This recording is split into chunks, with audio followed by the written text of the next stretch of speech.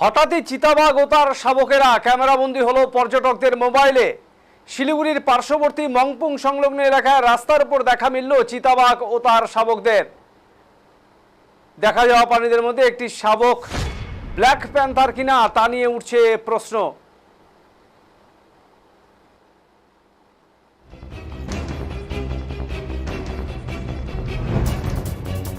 আবার আপনাদের জানিয়ে রাখি, হঠাৎ চিতাবাঘ ও তার শাবকেরা ক্যামেরাবন্দি হলো পর্যটকদের মোবাইলে।